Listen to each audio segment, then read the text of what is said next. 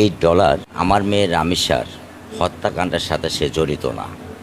এবং আমি যতটা ধারণা করছি এবং যতটুকু আমি জানতে পেরেছি, এটা আমার কাছে মনে হচ্ছে সে যখন জেলখানার ভিতরে ছিল বা আরও 10 জন মানুষের সাথে সে সলা পরামর্শ করে তার আইনগত একটা সুবিধা বা আর্থিকগত একটা সুবিধা, যেহেতু সে সেখানের স্থায়ী বাসিন্দা, এটা পাওয়ার জন্য এটা তার একটা ছল চাতুরি। এছাড়া আমার কাছে আদারওয়াইজ অন্য কোনো কিছুই মনে হচ্ছে না। আর আপনাদের সামনে যেহেতু দাঁড়িয়েছি,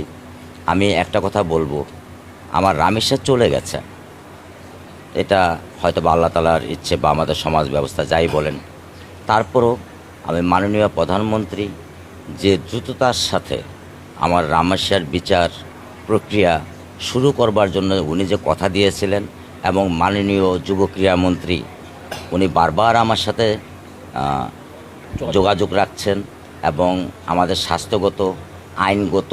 এবং যত দিকে যা সমস্যাগুলো যে আছে, উনি আমাকে একেবারে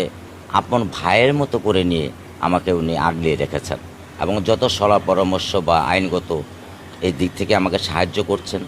সর্বোপরি আমি ধন্যবাদ জানাই বাংলাদেশের বিচারপতি, যিনি আমার মেয়ের কেসটাকে দেখছেন। একটানা 17 জন আসামির সাক্ষী আমার জানা মতে বাংলাদেশের ইতিহাসে আছে কিনা আমি জানি না, আমার স্বল্প জ্ঞান থাকতে পারে, কিন্তু উনি যে অক্লান্ত পরিশ্রম করেছেন ওনাকেও আমি অন্তঃস্থল থেকে ধন্যবাদ জানাই। তার পাশাপাশি সরকার নিয়োজিত যিনি উকিল আছেন ওনাকেও আমি ধন্যবাদ জানাই, এবং